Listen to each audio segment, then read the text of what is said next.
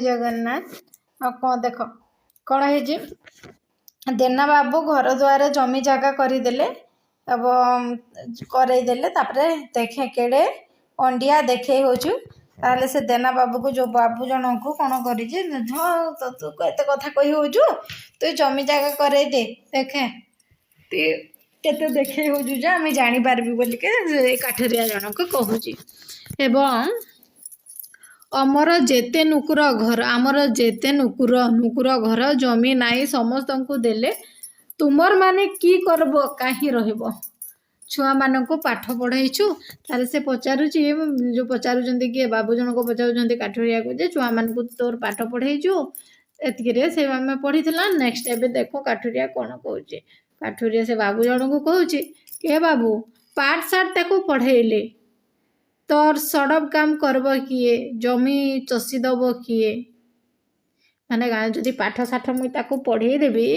ताहले से सड़ब काम किए करब जाइकी मूली मुजारी काम किए जे करब आउ जमी चाष काम किए करब बोली कहउछंती ताहले बाबू जन को कहउछंती परिवार कल्याण विषय पचारिलारू से कहिला जो परिवार कल्याण विषय से पचारबो से कहिला तुमर मानकर सीना बाबू बेसी छुआ से कह तुम मान सीना बाबू बेसी छुआ आमर जाति रे जनका गुटे नहेले दीटा बाबू जन को कह तुम मान सीने बहुत छुआ आम कि आम जाति रे गुटे गुटे नहेले दीटा ही थाए तर तरिया छुआ पिला तो काम दाम करी किछि करेनी तर तरिला छुआ पिला तो काम दाम किछि करेनी से नागी तो हैरान होचु कटे होचु से किसी काम धाम नाई करू बोली से आम हैरान होजु कटे होजु बोली के कहूजी एथर से मते पचारिला हाँ बाबू हे बाबू आमर ब्रह्मज महाराज गेलाठू आर तो राजा नहीं खाली मंत्री आसुछन जाउछन नहीं तारे से कहूँ हे बाबू से पचार से कहला है तो आमर मयूरभंज महाराज गेलाठू आहरु गलाठू जो गेलाठू गले जो मयूरभंज महाराज जिते पलि गले मरीगले आउ राजा तो नाई भ्रमण करवा खाली मंत्री माने आउजन जाउजन बोली कहला परे से नाई बोली कहला भाविली एक बगिया मूर्ख को हित कथा पचारिबा बा सुनिबा किछि लाभ नहीं तबले बाबू जन को कहला जे ए मूर्ख आउ एक बगिया लोक मैंने बोले जो जिद खरिया लोक मूर्ख मान को हित हित कथा बोले भल कथा पचारिबा तार मंगल कथा पचारिबा शुणा किसी लाभ हे ना बर मो काम धीमे जाऊँगी तो पुणी बर मो कामटा से कम धीमे जाऊँगी कथबार्ता रही जाऊँगी तेरु ता काठ कटा चातुरी देखा लगिली बोली बाबू जनक कहते पख तो समालोचक जेतिकी डेई पड़ी आधुनिक क्लिष्ट अबध्य कविता को तन्न तन्न विश्लेषण करी अंतर्निहित सारस्वत प्रकट करती ए काठुरिया भी सेमिति अतीब आग्रहरे ग्रंथली शिराल काठ को छिन्न भिन्न करी मंज महार करी देइछि गोटे समालोचक जेमिति तार समालोचक समय रे से कौन सी जिनिस को अनुध्यान करि थाए जेमिति क्लिष्ट अवध्य करने को तन्न तन्न करी विश्लेषण करि थाए एवं ता विषय रे जानिबा पई चेष्टा करि थाए ये काठुरिया भी ठीक से गोटे समालोचक परी सीमित अतीब आग्रहरे ग्रंथिल शिराल काठ को छिन्न छिन्न करी मंज बाहर करी देइछि भगवान तार शिरा प्रशिरा रक्त मांस को एमिति नैसर्गिक शक्ति दे गढ़ी देइछन्ति जेमिति जीवन सारा ए वृक्ष राक्षस गुड़ा को से खंड खंड करी काटी आनंद पाउथुब पुणी बुझिल ना नहीं देखू देखू से घंटाए 1.5 घंटा भितरे अधा अधि काठ चिरी देला एमती देखू देखू से घंटाए अधा घंटे भितरे कौन कला अधारू अधिक काठ से चिरी देला गत पथ तारी जातिर लोकटा କାଠ ସବୁ ମୋଟା ଲମ୍ବା ଲମ୍ବା କରି ଚିରିଥିଲା। ମାସେ ଜାଗାରେ 28 ଦିନ ଗଲା। ଏଥର କାମ ଆଦାୟ କରିବା ପାଇଁ ନିଜେ ମୁଁ ଜଗି ବସିଲି, ଯିବେ କୁଆଡ଼େ। ହେଲା, ତା ପାଖକୁ ଯାଇ କେତୁଟା ଫାଳ ଅଲଗା କରି ଦେଇ କହିଲି, ଏଗୁଡ଼ାକ ପତଳା କରିଦେବୁ, ଯଦିଓ ସେଗୁଡ଼ାକ ଛୋଟ ଛୋଟ ଥିଲା। ଛୋଟ ଛୋଟ ଟିକେ ପତଳା କରିଦେବୁ ବୋଲି କହିଲା ବାବୁ ଜଣକ, ସେ କାଠୁରିଆ ଲୋକଟା କ୍ରମେ କ୍ରମେ ଥକି ହାଲିଆ ହୋଇଗଲାଣି ବୋଲି ମୋର ଭୟ ହେଲା। ସେ କ୍ରମେ କ୍ରମେ ଟିକେ ବହୁତ ଥକିଗଲା, ବୁଢ଼ା ଲୋକଟା ନା, ତାହେଲେ କ'ଣ ହେଲା, ହାଲିଆ ହୋଇଗଲାଣି ବୋଲି ବାବୁ ଜଣକ ମଧ୍ୟ ଡରିଗଲେ। ପ୍ରତିଥର ଚଟ ସାଙ୍ଗକୁ ତା ପାଟିରୁ ଏ ଶବ୍ଦ ବାହାରୁଥାଏ। ହେଲା, ଯେତେବେଳେ ସେ ଚଟ କରୁଥିଲେ ଟିକେ ଶବ୍ଦ କରନ୍ତି ନା ନାଇଁ କାଠୁରିଆ ମାନେ, କାଠ କାଟିଲା ବେଳେ ଏ ଶବ୍ଦ ବାହାରୁଥିଲା। କୌତୂହଳ ବଶତଃ ତା ହାତରୁ କୁରାଢ଼ୀଟାଏ ନେଇ ଉଠାଇଲି। କୌତୂହଳ ବଶତଃ ତା ହାତରୁ ସେ କୁରାଢ଼ୀଟା ନେଇକି ଉଠାଇଲା ବାବା କେଡ଼େ ଭାରି। ସେ କୁରାଢ଼ୀଟା ଯେତେବେଳେ ସେ ଉଠେଇ ଦେଇଛି, ସେତେବେଳେ ସେ କୁରାଢ଼ୀଟା ଭାରି ଭାରି ଥିଲା। ତେଣୁ କରିକି ସେ ଏଇ ଭାଇ ବାଲୋ କେଡ଼େ ଭାରି ବୋଲି କହୁଛି। ହେଲା, ଥରେ କାଠ ଖଣ୍ଡିରେ ଚଟେ ପକାଇଲି। ଥରେ ସେ କାଠ ଖଣ୍ଡିରେ ସେ ଚଟଟିଏ ପକାଇଛି ଏବଂ ଲକ୍ଷ୍ୟସ୍ଥଳର 8 ଆଙ୍ଗୁଳି ଦୂରରେ ଠିକିରି ପଡ଼ିଲା କୁରାଢ଼ୀଟା। ପଚାରିଲି, କେତେ ଓଜନ ଅଛି? ହେଲା, ଯେ କେତେ ଓଜନ ଅଛି? ଢିମା ପଥର ଗୋଟାକରେ କୁରାଢ଼ୀ ମୁନ ପଜାଉ ସେ କହିଲା, 2-3 ନୁହାରେ କରିଛି ବାବୁ, ଗୁଦାମର 2 କିଲୋ ଆର ଅଧେ। ତାପରେ ପଚାରିଲି, 12 ବାଜିବ, ଆଜି ସାରି ପାରିବୁ ତ? 12 ବାଜିଲାଣି, ଆଜି ତୁ ସାରି ପାରିବୁ ତ? ବାବୁ ପଚାରୁଛନ୍ତି ସେ କାଠୁରିଆକୁ। ତୁ ତ ବାବୁ ଖାଲି ବକର ହଉଛୁ, ତୋର କାମ ତୁ କର। ତାର କାଠ କେତେ ଟାଣ ଦେଖିଲୁ ଯେ, ତୋର କାଠ କେତେ ଟାଣ ଦେଖିଲୁ ତ ବୋଲି କହୁଛି। ତାହେଲେ ନେକ୍ସଟ କ'ଣ ଅଛି ଦେଖିବା। ନେକ୍ସଟ ଅଛି, ଦେଖିଲି ତାର ପେଟ ପିଠି ଏକାଠି ଲାଗିଯାଇଛି। ମୋ ପେଟରେ ଯେତେ ଚର୍ବି, ତାର 100 ଭାଗରୁ ଭାଗେ ଉଲା ତାର ଥାଆନ୍ତା। ଭୁଲରେ ପାଟିରୁ ବାହାରି ପଡ଼ିଲା, ସକାଳୁ କି ଖାଇକି ଆସିଛୁ? ଭୁଲରେ ସେ ବାବୁ ଜଣକ ସକାଳୁ କ'ଣ ଖାଇକି ଆସିଛୁ ବୋଲି ପଚାରୁଛି। ତାହେଲେ ଭାବୁଛୁ ସେ ଗରିବ କାଠୁରିଆ ଲୋକଟି କହୁଛି, ଗରିବ ନୁକୁରୁ ଘରେ କି ଅଛି ଯେ ସକାଳୁ ଉଠି ବସି କରି ଖାଇବ? ଖାଲି ତୋରାଣୀ କଂସେ ପିଇ କରି ଆସିଛି। ତଲା ଆଉ 2 ଛୁଆଟା ପଖାଳ ମୁଠାଏ ଖାଇକରି ସଡ଼କ କାମକୁ ଗଲେ। ରୋଷେଇ ଘର ଆଡ଼ୁ ଆସୁଥିବା ମହକ ଶୁଙ୍ଘି ମୁଢ଼ି ଆଉ କଷା ମାଉଁସ ଖାଇବି ବୋଲି ଘର ଭିତରକୁ ଗଲି। ତାହେଲେ କ'ଣ ହେଲା, ତାଙ୍କ ଘର ଭିତରେ କଂସା ମାଉଁସ କରାହେଉଥିଲା। ତେଣୁ ସେ ଘରୁ ସେ ବାସନଟା ଶୁଙ୍ଘିକି ସେ ଘର ଭିତରକୁ ପଳେଇଗଲା। ଚାକର ପିଲା ଚୈତନ୍ୟ କହିଲା, ବାପା ତାକୁ ରୁଟି 2ଟା ଦେବା, ବଳିଛି। ଚାକର ପିଲା 2ଟା କହୁଛି, ଚାକର ଯେ ଅଛି, ବାବା ତାକୁ 2ଟି ରୁଟି ଦେଇଦେବା କି, ବଳିଛି। କୁକୁରକୁ ଦେଲୁନି? ସେ ବାବୁ ଜଣକ କହୁଛନ୍ତି, କୁକୁରକୁ ଦେଲୁନି? ଏତେ ରୁଟି କରିଛୁ କାହିଁକି? ତାକୁ 2ଟା ଦେଇଦେବି ବୋଲି କହିଲାକୁ। ରୁଟି 2 ଖଣ୍ଡର ଦାମ 4 ଅଣା। ସେ ସେଇ 4 ଅଣା ଛାଡ଼ୁନାହିଁ ପରା।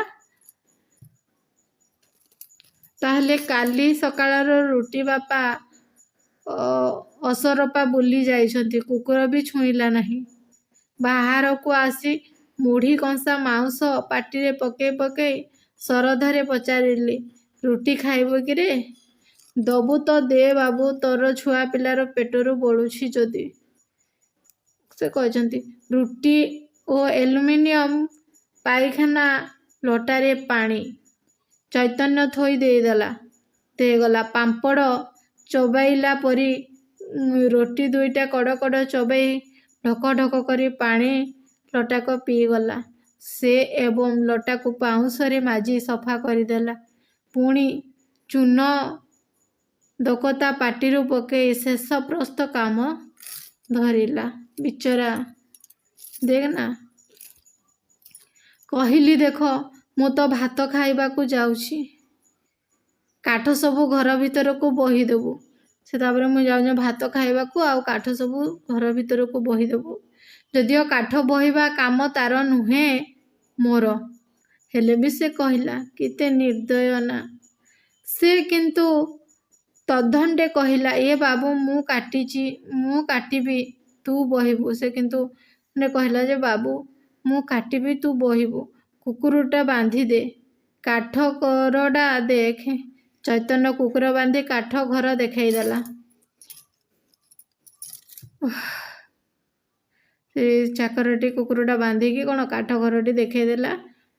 ଗାଧୋଇ ପାଧୋଇ ରବିବାରିଆ ଗରିଷ୍ଠ ଭୋଜନ ପରେ ସିଗାରେଟ୍ ଲଗେଇ ଅଗଣାକୁ ଯାଇ ଦେଖିଲି କାଠ ସବୁ ବଢ଼ିଆ ସଜା ହୋଇ ସାଇତା ହୋଇଛି। ବାହାରକୁ ଯାଇ ଦେଖିଲି ଇଞ୍ଚେ 2 ଇଞ୍ଚିଆ ଟୁକୁରା କାଠ ସବୁ ଭିଣି ହୋଇ ପଡ଼ିଛି ଏବଂ ଗୋଟାଇ ଆଣିଲେ ପ୍ରାୟ 8 ଅଣା କାଠ ବାହାରିବ। ବିନା କିରୋସିନରେ ଚୁଲି ଧରାଇ ହେବ। ନିଜେ ଝୁଡ଼ି ଓ ଖରକା ଆଣି ତାକୁ ହାତକୁ ବଢ଼ାଇ ଦେଇ କହିଲି, ଚେନା ଚେପାରା ସବୁ ଭଲ କରି ଖରକି ଗୋଟାଇ ଦେ। କୁକୁର ପାଦରେ ପଶିଯିବ। ସେ ଏଠି ଖେଳେ। ବିନା ଅଜର ଆପତ୍ତିରେ ସେ କାମ ବି ସେ କଲା। କିଛି ବିନା ଆପତ୍ତିରେ ସେ ସବୁ କାମ କଲା ଏବଂ ବେଗୁନିଆ ଗଛରୁ ଓଢ଼ଣି ଆଣି କୁରାଢ଼ୀ କାନ୍ଧରେ ପକାଇ ଛିଡ଼ା ହେଲା ପାଉଣାର ଆଶାରେ। 2 ଖଣ୍ଡି 2 ଟଙ୍କିଆ ନୋଟ ତା ହାତକୁ ବଢ଼ାଇ ଦେଇ କହିଲେ, ଦେ 4 ଅଣା ପଇସା। ଅସହାୟ ଚକ୍ଷୁରେ ଚାହିଁ ସେ କହିଲା, ମୋର ପାଖରେ ପଇସା କାହିଁ ବାବୁ, ଖାଲି ହାତଟାରେ ତ ସକାଳୁ ଘରୁ ଆସିଲା। ମୋର ଘରେ ଖୁଚୁରା ଦେ ନ ଥିଲେ ତା ନୁହେଁ, କିନ୍ତୁ 75 ପଇସା ଦେଇଛି କିଏ? କହିଲା, ଗୋଟିଏ ନୋଟ ନେଇ ବଜାରକୁ ଭଙ୍ଗେଇ ଆଣ। କହିଲା ସେ ଗୋଟିଏ ନୋଟ ନେ ଆଉ ବଜାରରୁ ଯା ଭଞ୍ଜେଇ ଆଣିବୁ। ଆଜି ରବିବାର ପରା ବାବୁ, ଦୋକାନ ବଜାର ସବୁ ବନ୍ଦ। 4 ଅଣା ପଇସା ଥାଉ ମୋର ଉପରେ, ଆର ମାସକୁ କଟେଇ ନେବୁ। ତାପରେ କହିଲା 4 ଅଣା ପଇସାଟା ଥାଉ ମୋ ଉପରେ, ଆଉ ଆର ମାସକୁ କଟେଇ ନେବୁ ବୋଲି। ବାବୁ ଜଣକ ବି କେତେ ନିର୍ଦ୍ଦୟ। ହେ ଭଗବାନ, ନା ନା ସେ କଥା ହେବ ନାହିଁ। ତୁ ଆସିବୁ ନ ଆସିବୁ କି ବିଶ୍ୱାସ? ପୁଣି କହୁଛନ୍ତି ସେ ହେବ ନାହିଁ। ତୁ ଆସିବୁ କି ନାହିଁ ଆସିବୁ କି ବିଶ୍ୱାସ? ତାହେଲେ ହାଣ୍ଡିଆ ଖାଇଲେ ଆଖି ଯେମିତି ନାଲି ହୁଏ, ସେମିତି ଆଖିରେ ମୋ ଆଡ଼କୁ ଚାହିଁ ଯୁଗ ଯୁଗର ସଞ୍ଚିତ ଚାପା କ୍ରୋଧ ବିସ୍ଫୋରଣ କରି ସେ କହିଗଲା, କି କହିଲୁ ବାବୁ, କି ବିଶ୍ୱାସ? ନାଲି କରିକି ପୁରା ତା ଆଖକୁ ପୁରା ଦେଖିଲା, କ୍ରୋଧିତ ହୋଇ ବିସ୍ଫୋରଣ କରି କହିଲା, କି କହିଲୁ ବାବୁ, କି ବିଶ୍ୱାସ? ଏତେବେଳେ ଯାଏ ମୋତେ ଟେକାଟେକି କରି ଭୁଲେଇ ଚୁଲେଇ ତୋର ସବୁ କାମ ଆଦାୟ କରିନେଲୁ। ମୋର ଜମି ଜାଇଗା ବି ସବୁ ତୁମର ମାନେ ନେଲ। ମୋର ସବୁ ଯାହା ଜମି ଜାଗା ଅଛି ତୁମର ମାନେ ନେଇଗଲ। ମୋର ନ କରିବା କାମ ବି କରିଦେଲ। ମୁଇଁ ଯେନ୍ଟା ନାଇଁ କରିବା କଥା କାମ ବି କରେଇଦେଲ। 2ଟା ଶୁଖିଲା ରୁଟି ଦେଲୁ ଯେ ଭାବୁଛୁ ଢେର ଦେଲୁ। କହୁଛୁ କି ବିଶ୍ୱାସ? ଆମର କି ମଣିଷ ନାହିଁ? ବଣର ଭାଲୁ ହେଇଛୁ? ଆମେ କାଣା ମଣିଷ ନାହିଁ? ବଣର ଭାଲି ହେଉଛୁ ଯେ ତୁଇ ଆମକୁ ବିଶ୍ୱାସ ନାଇଁ କରିବା? ପଇସାରେ ବଡ଼ ନୁକି ଦେଖେଇ ହେଉଛୁ। ତୁ ତୋର ଚାଲାକି ସବୁ ବୁଝିଛି ନେ, ତୋର ପଇସା ବୋଲି ତାକୁ ଦେଇଦେଲା। ଯାହା ଫଳରେ କ'ଣ ହେଲା, ନୋଟ 2ଟା ମୋ ଆଡ଼କୁ ଫଡ଼ ଫଡ଼ ଫୋପାଡ଼ି ଦେଇ ମୁହଁ ଥମଥମ କରି ଏକ ମୁହା ଫାଟକ କରି ପାରି ହୋଇ ସଡ଼କ ଧାଇଁଲା। ତାପରେ ନୋଟ 2ଟା ତାକୁ ଫୋପାଡ଼ି ଦେଲା, ଏକ ମୁହାଁ ହେଇକି ବିଚରା ସଡ଼କ ଆଡ଼କୁ ଗଲା। କାଠରିଆ ଜଣ କେତେ କାମ କଲା, ହେଲେ ବି କିଭଳି ଭାବରେ ତାକୁ କଲି ନା। ତାର ରୁଦ୍ର ମୂର୍ତ୍ତି ଦେଖି ସେଇ ମୁହୂର୍ତ୍ତରେ ମୁଁ ଉପଲବ୍ଧି କଲି ଯେ ଏ ଲୋକଟିକୁ ସଜାଗ ସଚେତନ କରି ଚାଲି ଉସୁକାଇ ମୁଁ ବଡ଼ ଭୁଲ କରିଛି। ଯଦି ସେ ବୁଝିପାରିବ, ଏ ଯାବତ୍ ତା ପ୍ରତି ମୋର ଆଚରଣ ଓ ବ୍ୟବହାରରେ ଆତ୍ମୀୟତା ବା ଆନ୍ତରିକତା ନଥାଇ ଥିଲା ଖାଲି ସ୍ୱାର୍ଥ ପ୍ରତାରଣା, ତେବେ ହୁଏତ ଉତ୍ତ୍ୟକ୍ତ ଓ ଉତ୍କ୍ଷିପ୍ତ ହୋଇ ବୁଲି ପଡ଼ିବ। ଆଉ ଗୋଟିଏ କାଠଗଡ଼ ରହିଗଲା ଭାବି 2 କେଜିଆ କୁରାଢ଼ୀରେ ହୁଏତ ମୋର ଛାତି ମୁଣ୍ଡକୁ ଚିରି 2 ଫାଳ କରିଦେବ। ଏ ଭୟାବହ ପରିଣତିର କଳ୍ପନାରେ ଆତଙ୍କିତ ହୋଇ ତତ୍କ୍ଷଣାତ୍ ଚୈତନ୍ୟ ହାତରେ ନୋଟ 2ଟା ତାକୁ ଦେବା ପାଇଁ ପଠାଇ ଦେଲି ଏବଂ ଘର ଭିତରକୁ ତରବରରେ ପଶି ଆସି କରି କବାଟ ବନ୍ଦ କରିଦେଲି। ସର୍ବାଙ୍ଗ ଝାଳରେ ବୁଡ଼ି ଯାଇଥିଲା। ବୁଝିଲ କି ସ୍ୱାର୍ଥପର ଦୁନିଆ? ବିଚରା ଲୋକ ଗରିବ ହେଲେ ମଧ୍ୟ କ'ଣ ହେଉଛି ସମାଜରେ କିଭଳି ଭାବରେ ସେ ଅତ୍ୟାଚାରିତ ହେଉଛି। ଆଜି ସ୍ୱାଧୀନତା ପାଇଯାଇଛି ଦେଶ, କିନ୍ତୁ ଅତ୍ୟାଚାରିତ ସହୁଛି ସେଇ ଦଳିତ ଥିଲା ବାଲା ନଥିଲା ବାଲା ଭିତରେ, ଏବଂ ସ୍ୱାର୍ଥପରତାକୁ ନେଇ କିଭଳି ଭାବରେ ପ୍ରତାରଣା, ଛଳନା, ଅଭିପ୍ରେରଣ କରାଯାଉଛି ତାହା ଏହି କାଠ ଗଳ୍ପରେ ବସନ୍ତ କୁମାର ଶତପଥୀ ଭଲ ଭାବରେ ଦର୍ଶାଇ ଦେଇଛନ୍ତି। ଭିଡ଼ିଓଟି ଭଲ ଲାଗିଥିଲେ ଲାଇକ୍ କର, ସେୟାର କର, କମେଣ୍ଟ କର। ଜୟ ଜଗନ୍ନାଥ।